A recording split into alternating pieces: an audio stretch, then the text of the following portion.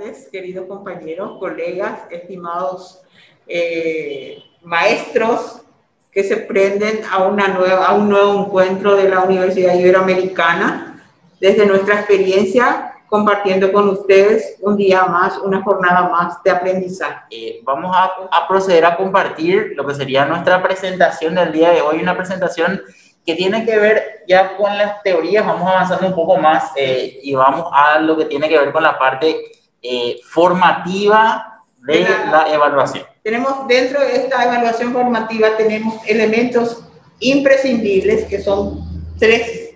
Tenemos la autoevaluación, tenemos la retroalimentación y la metacognición. 3 elementos fundamentales que hacen a la evaluación formativa. Entonces, en base a esos elementos, y después te voy a preguntar, Ada, porque en esos 3 elementos habría que preguntarnos cuál es el orden para emplear esos 3 elementos.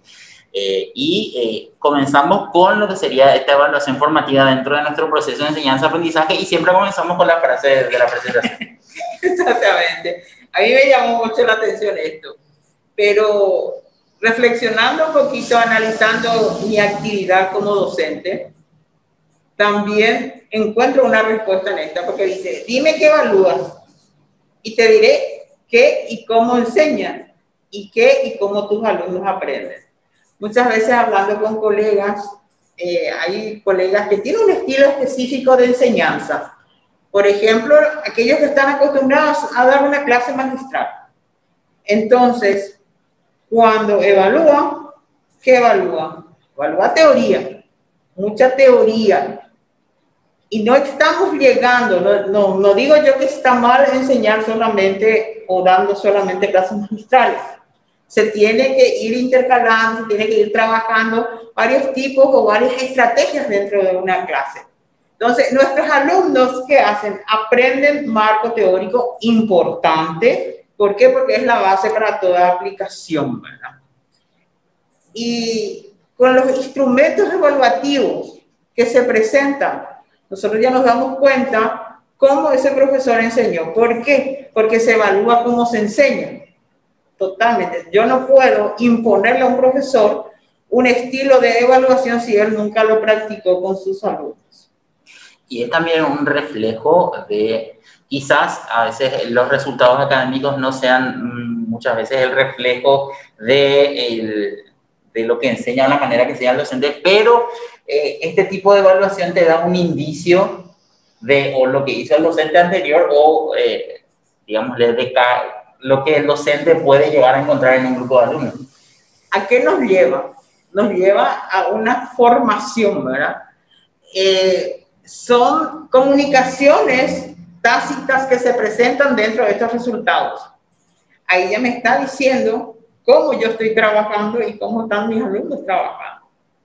Podemos pasar. Y la siguiente diapositiva nos da una definición de qué es la evaluación para el aprendizaje o la evaluación formativa. Básicamente, y aquí resaltamos el hecho de que este tipo de evaluación está orientado a identificar qué cambios hay que hacer. Sí, exactamente. O también qué tenemos que introducir. Y no solamente por parte del docente, Oscar, también el alumno, porque esto es todo un proceso. Es complicado, difícil, lleva tiempo trabajarlo con el estudiante, pero una vez que nuestros estudiantes arrancan, entonces ya es mucho más sencillo el trabajo inclusive del docente. Primero el docente tiene que ser el tutor, el que administra los espacios para que ese estudiante vaya acostumbrándose a este estilo de trabajo, a este estilo de proceso de aprendizaje.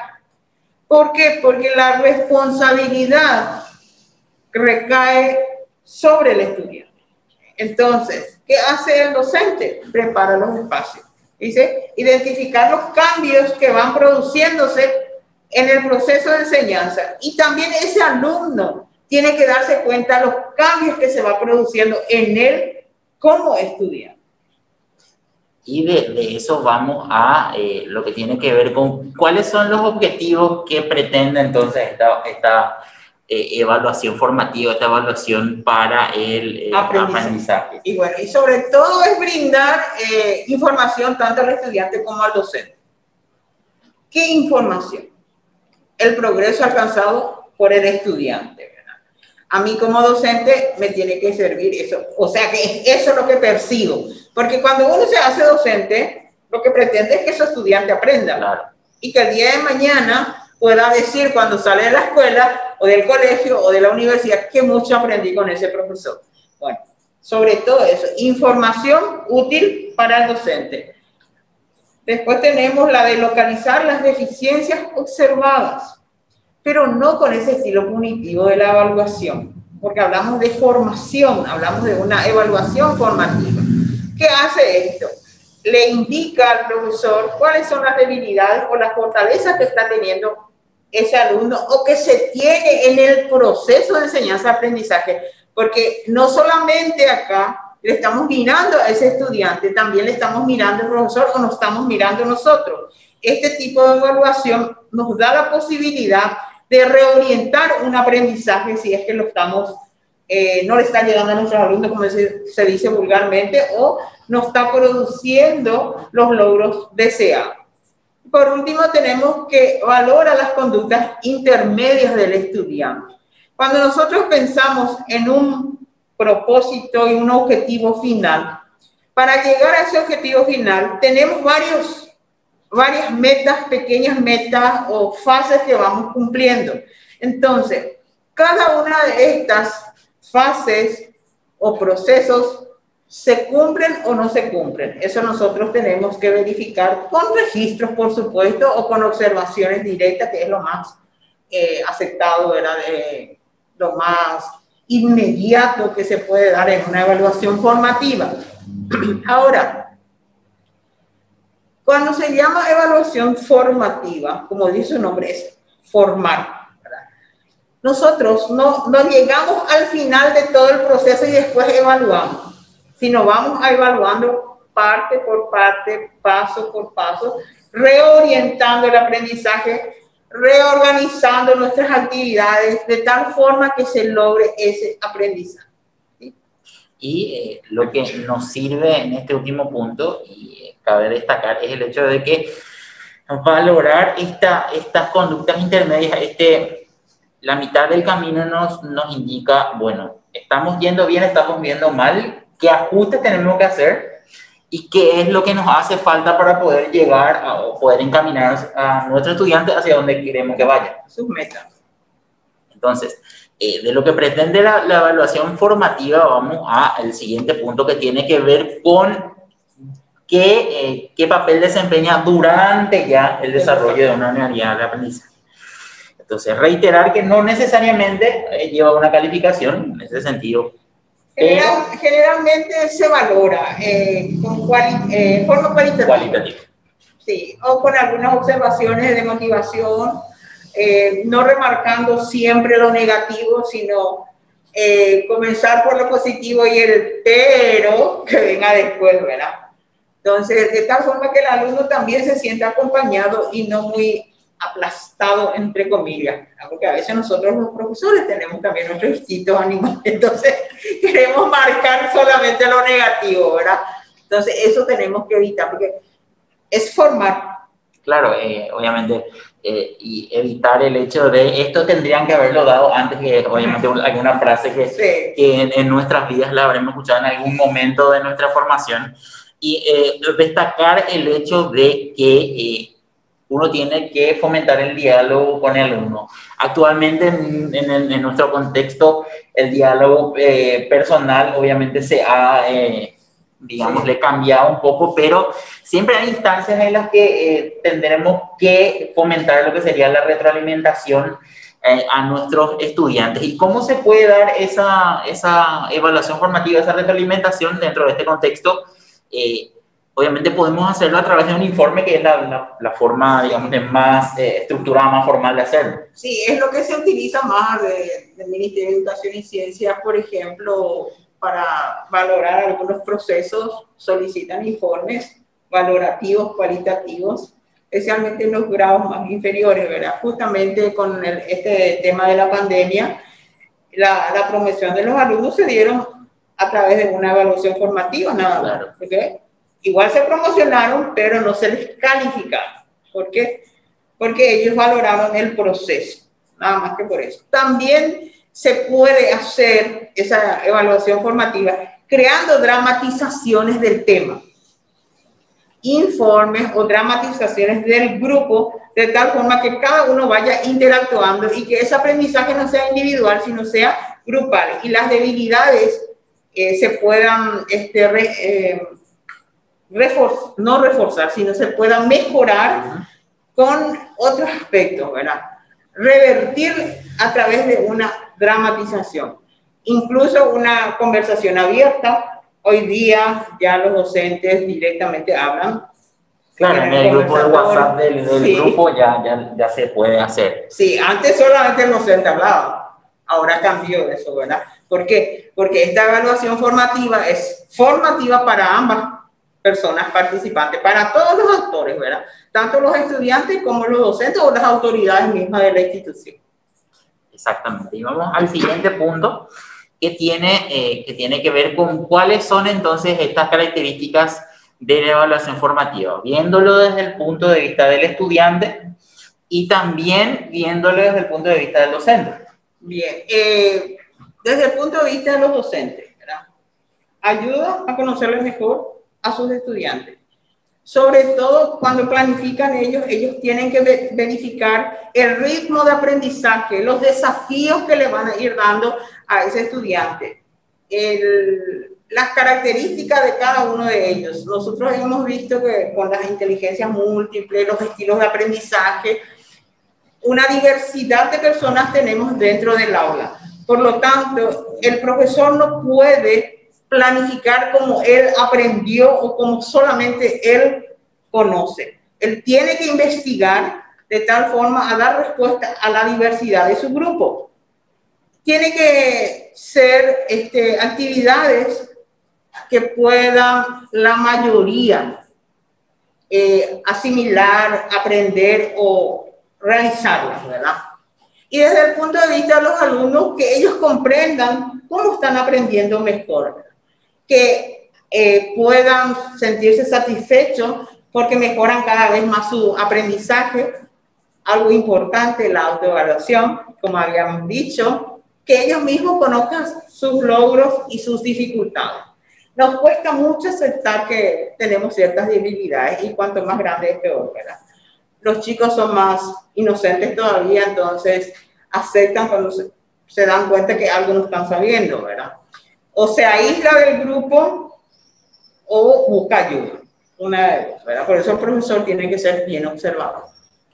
Claro, y ahora digamos, el desafío es mucho más grande porque el condimento de la presencialidad nos quita ese instrumento de observación directa constante. De hecho, que se puede hacer observación, pero no de manera tan constante.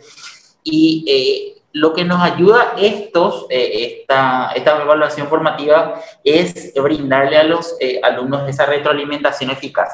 Esa retroalimentación que muchas veces no se puede dar por el trajín del tiempo de trabajo, pero que es muy importante a la hora de poder decirle al alumno qué es lo que pretendemos nosotros de ellos y si lo están haciendo básicamente bien o mal. Sí, y algo importante con la autoevaluación, ¿verdad? Nosotros tenemos que acostumbrarle a nuestros alumnos a que se autoevalúen, igual que nosotros los docentes tenemos que autoevaluarnos y ser sobre todo sinceros. ¿Para qué? Para que él pueda decirnos, profe, yo esto no sé. Y ahí, a viva voz dentro del grupo, pregunten qué otro compañerito no está conociendo este tema o por qué a otros niveles educativos, ¿verdad? Preguntar quiénes tienen dificultades con este tema. Entonces, ahí se produce una retroalimentación, ¿verdad? Cambiando, por supuesto, la estrategia, pero ya esa retroalimentación no le sirve a uno solo, sino le sirve al grupo completo. Exactamente, y el hecho de, obviamente, cuando estamos frente a frente en clases cara a cara, muchas veces lanzábamos preguntas a los estudiantes y casi nadie respondía por el hecho de la timidez o alguno que otro respondía siempre, En las videoconferencias pasa lo mismo, muy pocos activan el micrófono para hablar, muy pocos activan la cámara, pero también están otras herramientas como el chat, pueden hacer también formularios en Google, mándale el enlace en el chat y ahí es donde se producen interacciones, digamos, con los estudiantes. Hay más maneras sobre las cuales, digamos, le podemos apoyarnos, que vamos a dar digamos, en la próxima conferencia cuando veamos ya más herramientas específicas. Siempre comenzamos con la teoría, con este ciclo de conferencias, para que ustedes puedan entender ¿para qué sirve el resto? La tecnología, cómo nos puede ayudar en el caso de la autoevaluación, en el caso de la retroalimentación, en el caso de la metacognición, ¿verdad? Y por supuesto, esos tres elementos están ayudándonos a nosotros a trabajar con un aprendizaje formativo, con que nos lleve justamente a decir, bueno, este grupo verdaderamente adquirieron tales o cuales competencias. Exactamente, y de la mano de la teoría, llevar esto a la práctica acompañado de los medios tecnológicos. Ahora, esta evaluación tiene que tener determinadas características para promover este aprendizaje del cual estamos hablando. Y aparece nuevamente la palabra clave, que son los criterios de evaluación. Es decir, ¿qué es lo que vamos a medir? Sí. ¿Y cómo lo vamos a medir? Así mismo. Y obviamente el condimento de la autoevaluación. Así mismo. De hecho, que cuando nosotros trabajamos en evaluación, y sobre todo la de formación, de aprendizaje, siempre el alumno tiene que estar en conocimiento de lo que sepa evaluar. ¿Para qué? Para que él se prepare, para que sepa. Cuando está elaborando un trabajo, una actividad, hablando de la plataforma, por ejemplo, ellos tienen que tener bien claro las directivas, las directrices que le van a llevar a concretar el trabajo. O sea que hay como un compromiso por parte del docente y el alumno. Esto yo quiero que vos hagas y esto yo hago. Para que el día de mañana, cuando se llegue a calificar formativamente, se pueda orientar ese proceso, esa actividad, según los indicadores establecidos. Porque los criterios son macros. Estos criterios, por ejemplo, si hablamos de comprensión lectora, eso es un criterio. Es una capacidad lograr comprender un texto, ¿verdad? Ahora, ¿cómo nosotros hacemos eso? A través de procesos de análisis de texto. Y de esos procesos de análisis vamos a ir sacando indicadores. Y esos indicadores me van a demostrar a mí si verdaderamente llegaron ellos a comprender o no. Entonces, me van a direccionar a una autoevaluación, a una retroalimentación y a una metacognición, ¿verdad? Exactamente, y también no olvidar el hecho de que siempre también nos suele suceder y que a más de uno se ha topado con esta dificultad de que el alumno le dice al maestro que esto no debía hacerlo, o esto había sido, me tenías que evaluar, o esto había sido, se tenía en cuenta, o sea, yo no sabía que se evaluaba esto. Entonces, es importante determinar y establecer los criterios de evaluación siempre de antemano, como para que tanto nosotros tengamos ese respaldo de haberle informado al estudiante qué es lo que esperamos de ellos, y así poder monitorear de una manera más eficiente su aprendizaje y que a través de esto se puedan llegar a mejores resultados. Sí, es bastante difícil para el alumno acercarse muchas veces al docente. Hoy día eso se rompió, ¿verdad? Entonces, el docente que inspira confianza logra mejores resultados. Y eso se gana, justamente se gana con el acompañamiento, el seguimiento, el estar siempre al lado a pesar de la distancia del alumno, ¿verdad? Y tenemos varios medios para estar en contacto, siempre ir respetando también la privacidad del docente y sus horas de descanso, ¿verdad? Porque los alumnos hoy día te agarran el teléfono y te llaman con este problema, o los mismos padres. El correo, el chat, los foros, para ir conectándose y ganarse la confianza y puedan ellos decir, tener clara la película para realizar cualquier actividad dentro de la plataforma, ¿verdad? Y que les lleve, por supuesto, a un aprendizaje necesario según el nivel que se encuentra. Y es obviamente importante que este tipo de evaluación lo que hace al fin y al cabo es comprometernos tanto a nosotros como docentes y a los estudiantes a poder entonces ir hacia los resultados de evaluación que nosotros esperamos y también nos permite a nosotros como docentes ajustar nuestras estrategias para poder llegar a lo que nosotros esperamos. Por eso hablamos de una planificación flexible. Si bien planificamos, nosotros tenemos que atender que cada actividad que estamos planificando debe ir acompañada de su proceso evaluativo.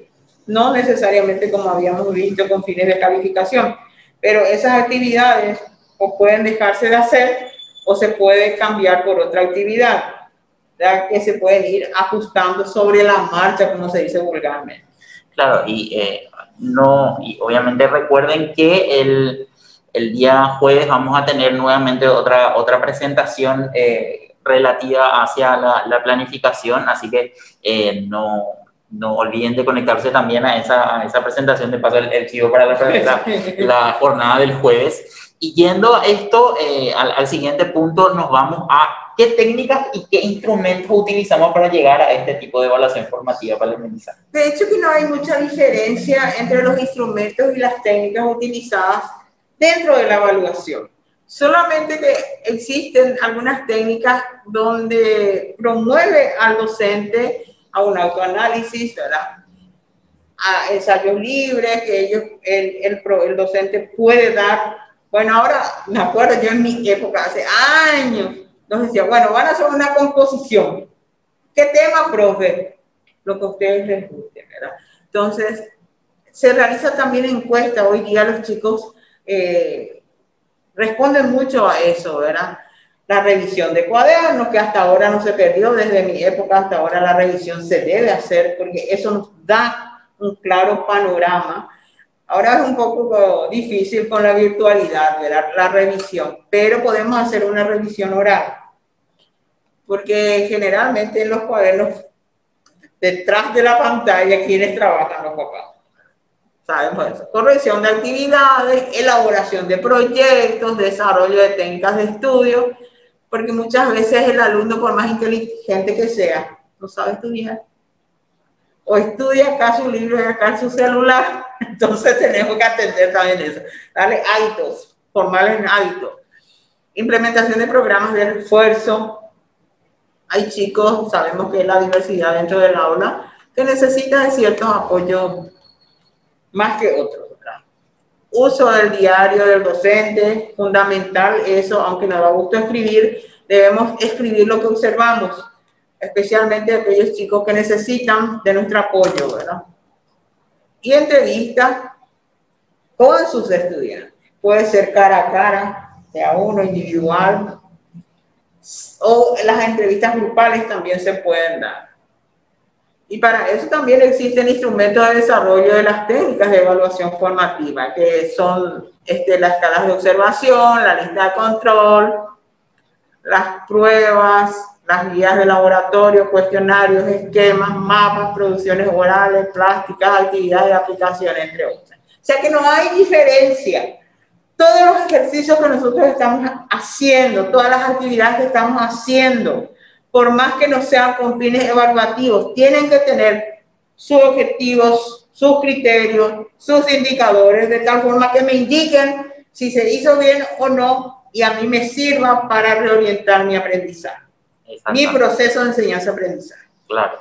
Y recordar que estas técnicas y estos instrumentos también los podemos llevar a el ámbito, digámosle, tecnológico, en el sentido de, bueno, poder emplear herramientas como los formularios de Google, como páginas como Menti, que lo que hacen básicamente es generar herramientas de cuestionarios en vivo en donde nosotros podemos ver las respuestas de los estudiantes en tiempo real y así poder acompañar esa evaluación formativa en la manera que nosotros estamos pretendiendo. También lo que tiene que ver con los esquemas y los mapas, hay también páginas dedicadas exclusivamente a la generación de mapas conceptuales y esquemas que son bastante prácticas al momento de poder pedirle a nuestros estudiantes que puedan realizar esas actividades. Y en cuanto a lo que tiene que ver a la producción oral, plástica o musical, obviamente los recursos son ilimitados porque desde las redes sociales uno tiene ya esa facilidad de poder hacerlo con un editor de video en el celular, o bien compartir videos o recursos de otras páginas de redes sociales para poder aprender. De hecho que se queda corto ahí nuestros instrumentos y las técnicas, porque mira, está la hora invertida, la revisión de lectura, todas las actividades que nosotros podamos utilizar se deben utilizar. Exactamente. Y hablando de utilizar, hablamos de un componente más que fundamental y reforzamos este hecho de poder compartir con los alumnos qué esperamos de ellos. Esto nos posibilita no solamente realizar esa autoevaluación de lo que ellos hacen, sino también les permite a ellos identificar qué es lo que nosotros esperamos de ellos. Exactamente. Que comprendan el compromiso que ellos tienen como estudiantes, al igual que el profesor como su tutor, ¿verdad? Obviamente esto nos ayuda a incrementar la motivación, porque obviamente uno cuando sabe lo que debe hacer, sabe lo que le espera y sabe qué es lo que se evalúa, incrementa la motivación en el sentido de que con esas herramientas uno ya puede por lo menos estar preparado para llegar a ese objetivo. Y dependiendo mucho del nivel, el acompañamiento del profesor ya te motiva. El hecho de que se interese por mi producción y me pueda decir, bueno, ¿qué te parece tu trabajo? ¿Cómo lo hiciste? ¿Quién te ayudó? ¿Está bien? ¿Dónde te parece que falta arreglar algo? Es una conversación, un diálogo que se da y que le da, como dijimos anteriormente, confianza a ese niño. Entonces, él se siente motivado porque se siente apoyado. Le permite eso, concentrarse en la tarea, gustarle, le permite tomar mejores decisiones y sobre todo cómo resolver la tarea. Hay un punto muy importante también dentro de todo proceso de enseñanza-aprendizaje, que yo lo digo así vulgarmente hablando: si el alumno te quiere, aunque vos le estés enseñando mal, te adora y te hace. Entonces, el papel del docente, antes que ser un maestro allá en las alturas, debe ser un tutor, un guía, un facilitador, una persona que demuestre que le está acompañando a ese niño, a ese joven, a esa persona adulta que está aprendiendo. Exactamente, y esto obviamente lleva a tomar mejores decisiones al momento de resolver la tarea para el alumno, porque sabiendo qué es lo que se espera de él, puede elegir los recursos más apropiados o bien consultarle al docente cómo puede... O que no le van a estar, entonces va a poder...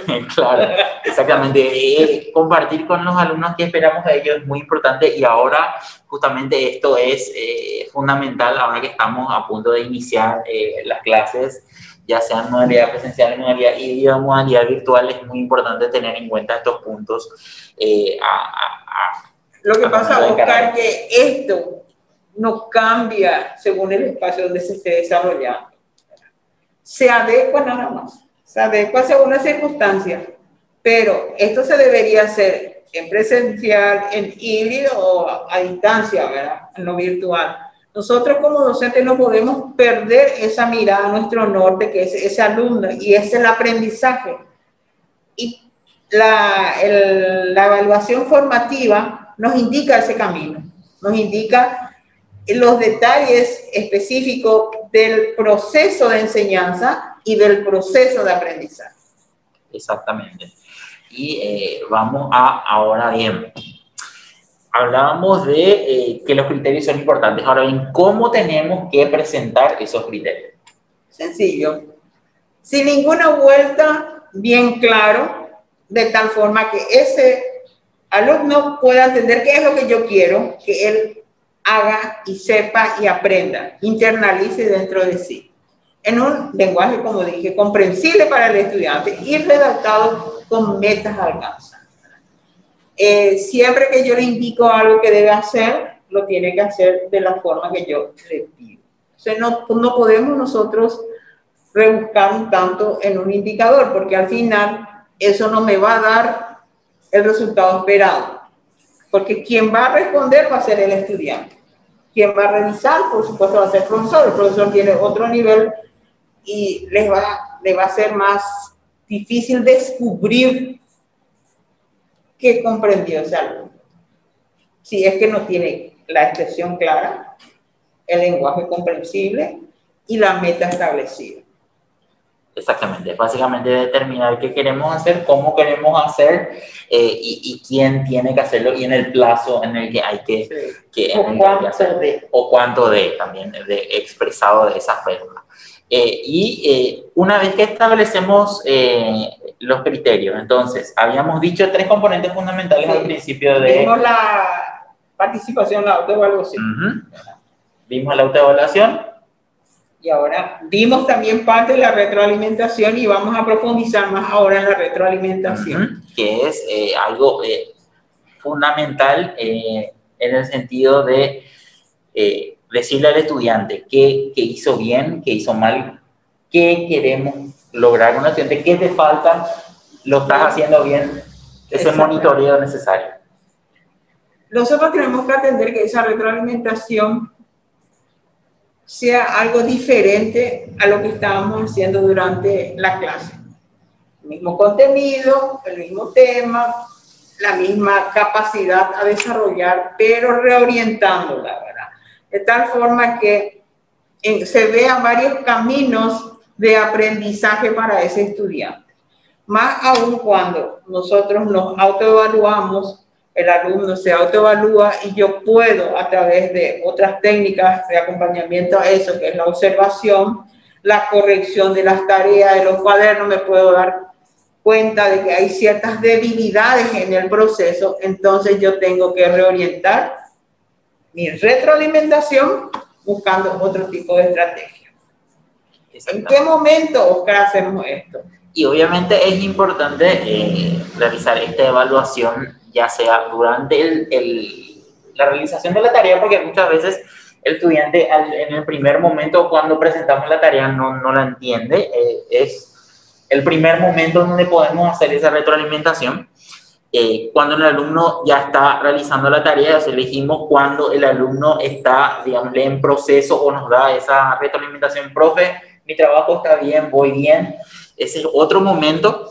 Y obviamente sería al principio, en medio de la realización y al final de la tarea, al final de la realización de la tarea, en donde también le podemos decir qué está bien, qué está mal, si siguió o no nuestras directivas. Esto, obviamente, esta retroalimentación se puede hacer tanto en las plataformas, en las plataformas Moodle, en la plataforma Classroom. Podemos mostrarlo más específicamente en otros talleres cuando veamos ya herramientas más específicas para realizar estas acciones, pero lo importante, porque también se puede hacerlo a través de mensajes de texto, a través de un WhatsApp, a través de enviarlos, inclusive con un audio detallado de qué es lo que está mal y qué es lo que está bien. Y eso va de la mano con las modalidades con las cuales se pueden realizar estas retroalimentaciones que van desde la parte oral, la parte escrita, que son las más tradicionales, o bien demostraciones o ejemplos. Sí. Generalmente en matemática que hace el profesor, cuando ve que muchos de los ejercicios no fueron logrados, entonces van haciendo uno a uno en pizarra, va demostrando cómo se hace, inclusive hace pasar a los compañeros. En este caso, igual con la virtualidad se puede hacer, se puede demostrar en una videoconferencia cómo se van realizando los pasos que se van siguiendo, ¿verdad? Para que la retroalimentación también tenga éxito. Y dijimos en un principio, vuelvo a repetir esto, la confianza es muy importante. porque muchos de los estudiantes no terminan la tarea o no muestran su cuaderno. ¿Por qué? Porque el profesor les reta, ¿verdad? Entonces, esa confianza es fundamental, porque el alumno tiene que estar libre de decir, esto yo no entiendo, ¿cómo puedo saber? Entonces, esa indicación del docente tiene que aprovechar, y lo tiene que aprovechar. El oral, el escrito, las demostraciones, los ejemplos pueden ser en forma individual o puede ser en forma grupal. Cuando es grupal a veces es mucho mejor. ¿Por qué? Porque el aprendizaje es colaborativo y el docente puede dar participación haciendo demostraciones o con el mismo estudiante, algunos que se animen a hacer algunas aclaraciones del tema en fin. Y obviamente el hecho de poder complementar, quizás a veces no tenemos tanto tiempo, o bien se reduce a las horas que probablemente tengamos en burbujas, en grupos separados. Entonces, para poder complementar esta retroalimentación, lo que también podemos hacer es recurrir a tutoriales que se encuentran en diversas plataformas, por ejemplo, algunos tutoriales en YouTube. Entonces compartimos esos recursos con nuestros estudiantes para complementar la explicación o bien tener una visión completamente diferente o una visión que complemente la instrucción que nosotros le estamos dando a nuestros estudiantes en clase. Pero también se puede grabar una clase. El mismo profesor puede hacer una retroalimentación, hace un video y hace a la plataforma o le envía por WhatsApp a sus alumnos, ¿verdad? Se puede hacer o por correo. Exactamente, puede tener esa manera de retroalimentar a los estudiantes, obviamente sin importar el medio, pero al fin y al cabo hacerlo de alguna manera. Hacerlo, ¿no? Así mismo. Yendo entonces al componente del feedback, vamos a el siguiente punto que tiene que ver con algunas consideraciones que tenemos que tener en cuenta al momento de realizar esta retroalimentación, y este primer punto es algo en lo que solemos caer, a veces sin querer, con los estudiantes, el hecho de darle la solución directa, pero no promover esa reflexión de el cómo llegar a ese camino. Sí, si nosotros les damos la respuesta, no es una retroalimentación, nosotros estamos equivocándonos en el camino. La idea de la retroalimentación, o sea, la idea de una clase, el proceso de clase es que nuestros alumnos aprendan, para lo cual nosotros diseñamos una serie de actividades, seguimos un proceso sistemático para que ellos vayan internalizando eso. Bien, si no me da resultado, entonces yo recurro a la retroalimentación. Entonces, me estoy equivocando si directamente voy a retroalimentar y estoy dando la respuesta. Entonces, tengo que seguir también un proceso diferente, de tal forma que ellos mismos puedan descubrir la respuesta. Preparar los espacios de aprendizaje para que ellos vayan y se puede realizar a través de una actividad lúdica, a través, como dijimos, los ejemplos, las dramatizaciones, las demostraciones, etcétera, etcétera. Y también podemos aprovechar que ellos mismos se retroalimenten. Y yo agregaría que eso sea dual o en grupo, si no son muchos, de tal forma que ese aprendizaje se vuelva colaborativo y cooperativo, ¿verdad? Y al final, como dice acá, se pueden convertir en grandes ayudantes del profesor. Siempre tenemos nosotros esos estudiantes que son inteligentes, que sobresalen. Entonces, aprovechar esa capacidad del compañero para retroalimentarse, pero teniendo en cuenta siempre el campo actitudinal.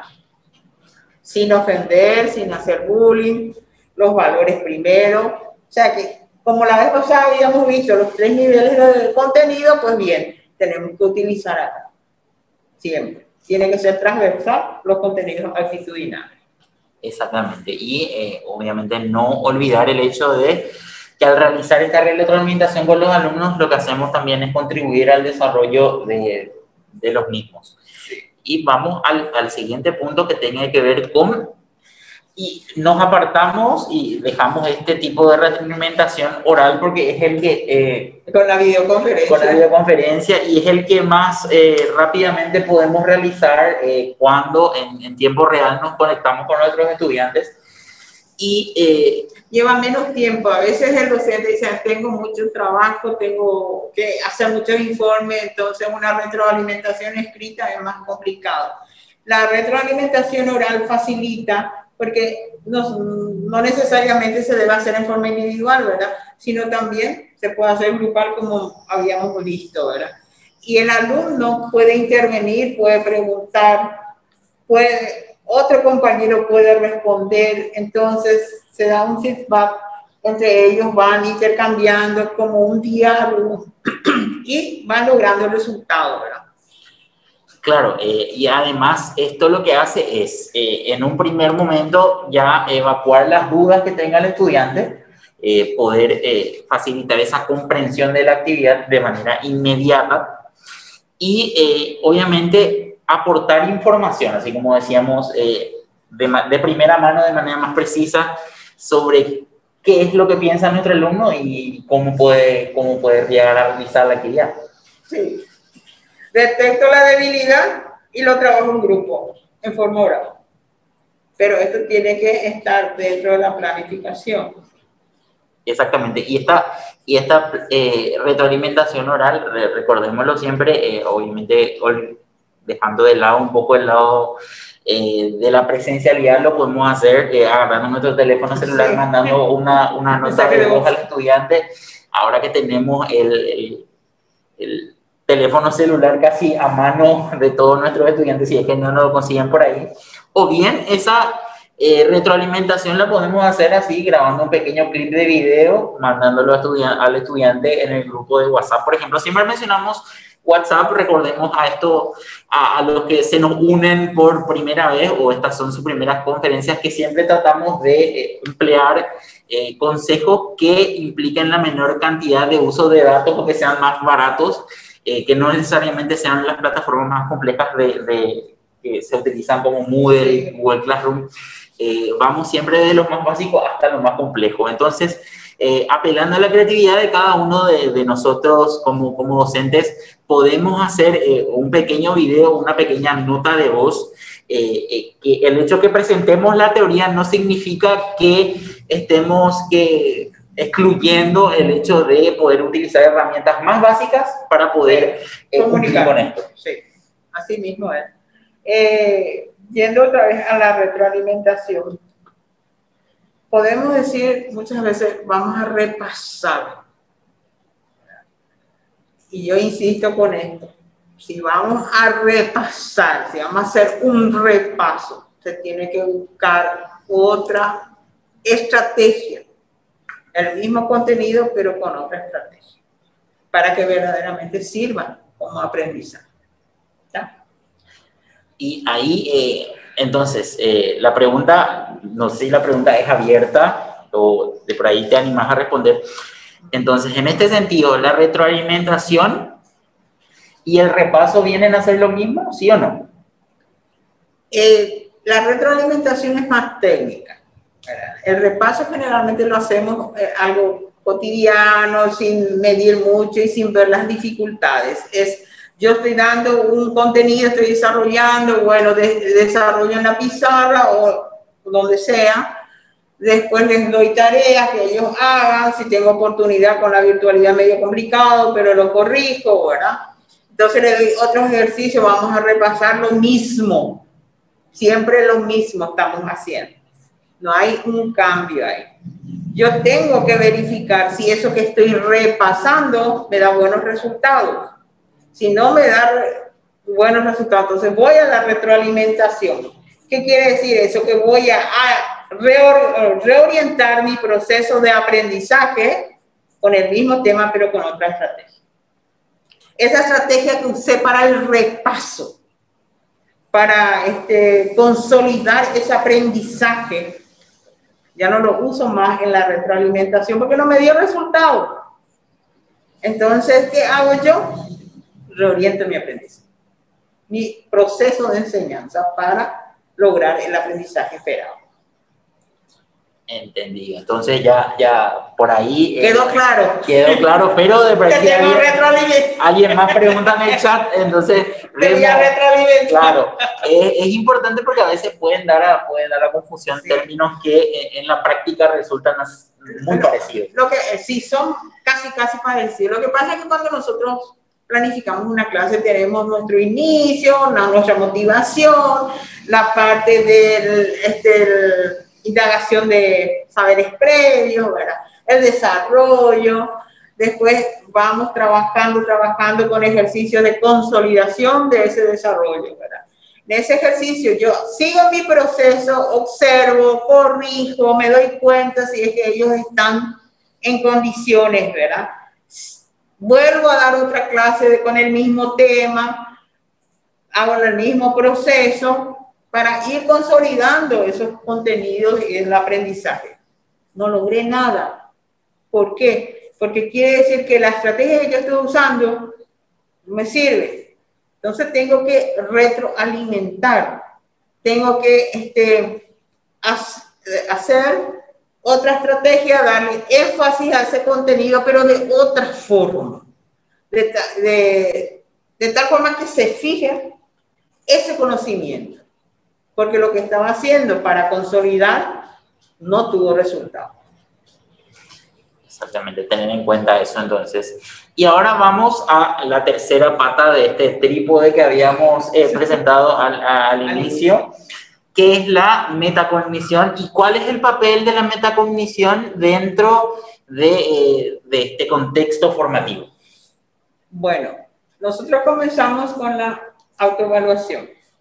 Para que tengamos éxito con la metacognición, nosotros tenemos que ejercitarnos en la autoevaluación. Porque es un proceso también de reflexión, ¿verdad? De ver, de darle una mirada a mi propio yo, a mis acciones, a mis actividades, a mis tareas, hacer un recuento de todo y sacar un resultado, ¿verdad? Donde me diga, o yo mismo me diga, qué debilidades tengo y qué necesito para no fracasar dentro del aprendizaje. Es similar, pero más profundo que la autoevaluación. Y obviamente el hecho de la metacognición, de la reflexión, de la comprensión y poder tener conciencia de las fortalezas y las debilidades que nosotros encontramos en el proceso, nos llevan entonces a complementar lo que habíamos visto antes de poder realizar esa retroalimentación. Es decir, que llevamos todos esos datos que recopilamos durante el proceso formativo a la acción. Y la metacognición tiene que darnos como resultado un aprendizaje significativo. O sea que cuando yo me autoevalúo, normalmente en un día de clase, a lo mejor eso no me lleva a un aprendizaje significativo, pero me puede llevar a reflexionar si hoy lo que hice bien o hice mal, si actué bien o actué mal, o si me costó comprender lo que el profesor dijo. Ahora, eso mismo le lleva al profesor a insistir con la retroalimentación para que el día de mañana, cuando pueda aplicar una metacognición de una unidad temática, el alumno pueda, sin necesidad, utilizando actividades como la analogía, ¿verdad? O trasladar eso mismo que está a la realidad, cosas así, él lo pueda aplicar. Entonces sí está logrado ese aprendizaje significativo, pero eso lo puede hacer también el mismo alumno realizando este ejercicio. Exactamente, este proceso no se limita exclusivamente a lo que el estudiante puede hacer y a lo que el docente también puede hacer, y en este sentido esta autoevaluación, esta metacognición, lo que nos lleva es entonces haciendo un resumen, poder entonces reflexionar sobre el aprendizaje, sobre la construcción de conocimientos, sobre las habilidades y sobre formar actitudes nuevas. También nos lleva a ese proceso de reflexión que vimos anteriormente, y obviamente lo que hace es entonces reflexionar sobre el propio desempeño del estudiante. Sí. Y por último, y no menos importante, es entonces permitirle al estudiante y a nosotros como docentes poder identificar cuáles son las necesidades del aprendizaje. Así mismo, Oscar, este proceso cuesta mucho aplicarlo, lleva tiempo y el tiempo es corto, más todavía con la virtualidad. Pero si no lo entrenamos a ese estudiante, jamás van a llegar a hacer un análisis sobre su accionar dentro del aula, porque al final el compromiso del aprendizaje es del estudiante. ¿Quién facilita eso? Facilita el docente. La mirada que se tiene ahora hacia el docente es de aquel facilitador, de aquel guía, de aquel tutor que va a acompañar ese proceso. Quien aprende es el estudiante. Aprende contenidos específicos, desarrolla capacidades. ¿Por qué? Porque él tiene que llegar a ser competente en diversas actividades o espacios donde él se va a tener que desempeñar en un futuro. Por eso recurrimos a estos procesos que requieren planificación, requieren tiempo de organización y también requiere tiempo durante su implementación y después. ¿Por qué? Porque durante tenemos que observar, tenemos que registrar, tenemos que ir facilitando que el alumno lo haga. Y después tenemos que analizar los resultados y tenemos que ver si eso que en el momento se hizo sirvió o no sirvió. ¿Para qué? Para reorientar otra vez mi proceso de enseñanza y pueda yo después retroalimentar. Exactamente. Lo que nos lleva al siguiente punto que tiene que ver con el hecho de encontrar ejemplos concretos, ya a modo de cierre, de ejemplos concretos de cómo plasmar lo que estamos hablando en cuanto a evaluación formativa. Sí, bueno, yo saqué dos ejemplos, ¿verdad? Primero, el aprendizaje esperado. El docente tiene que saber qué espera dentro de su planificación, qué es lo que espera de ese proceso que va a estar implementando, desarrollando y trabajando con el estudiante. Dentro de la planificación del docente, del programa y de la planificación, porque bien sabemos nosotros, tenemos un documento curricular que sí o sí debemos desarrollarlo. El tema acá es resolver problemas que implican efectuar hasta 3 operaciones de adición y sustracción. Matemática tercer grado. O sea que un problema de operación combinada. ¿Qué se espera? El niño tiene que saber qué se espera de él. ¿Qué deseamos que él logre? Y eso se tiene que plasmar también. Entonces, ¿qué esperamos de ello? Usar la suma y la resta para resolver problemas de compra y venta en los que se usen monedas y billetes de uso corriente. Yo puedo cambiar el verbo, puedo poner utilizar, usar, buscar sinónimos, eso ya queda a criterio cada docente, ¿verdad? Según las necesidades. Y ver también acá en forma específica que le pone contenidos como monedas y billetes, equivalencia de monedas y billetes, y la adición y la sustracción. Y un proceso común, que es compra y venta, que el profesor, dentro de su planificación, lo pueden hacer a través del juego, a través de una dramatización, donde ellos vayan internalizando ese proceso de compra, venta con monedas y con billetes, donde van a operacionalizar la suma y la resta, sin necesidad de usar el cuaderno todavía. ¿Sí? Entonces, ¿cuál sería el criterio de evaluación? El alumno puede resolver el problema aplicando correctamente, que es la condición, la suma y la resta, y la equivalencia entre los distintos billetes y monedas. Ese es un criterio.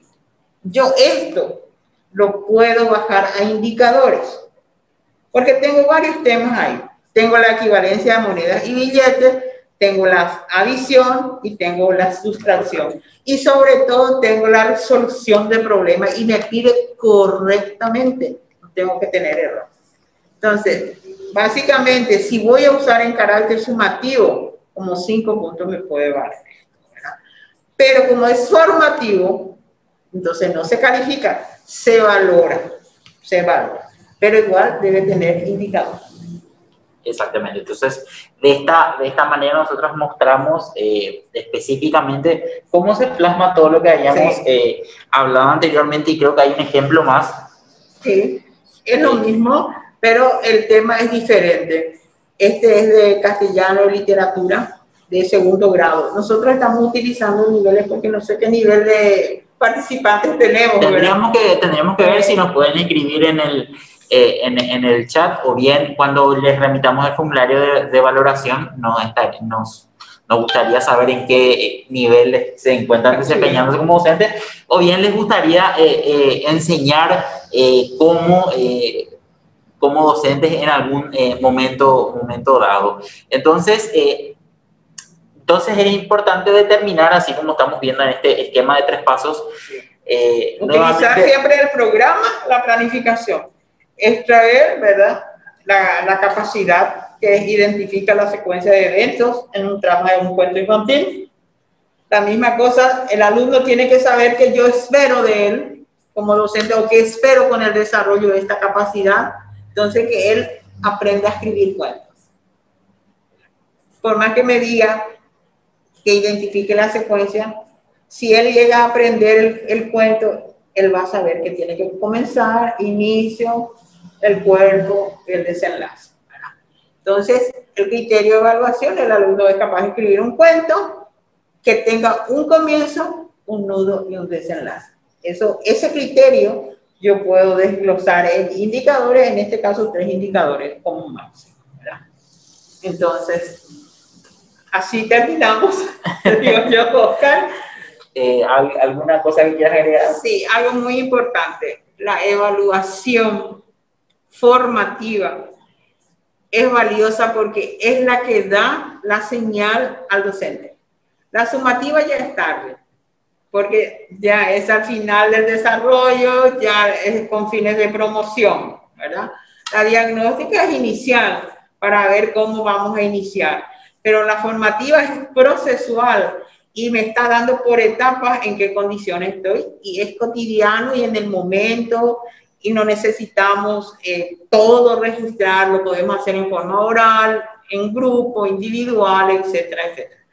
Cuando vamos a acompañar ese proceso, sí, yo sé que existen exigencias de registro de secuencia, pero no todo se puede registrar. Solamente los aprendizajes ya logrados se registran. Exactamente. Y obviamente tener en cuenta que esta evaluación formativa nos ayuda, por sobre todo a nosotros, para obtener información, y lo importante es saber qué hacer con esa información. Exactamente, porque de nada sirve obtener información y guardar en el cajón del escritorio. Exactamente.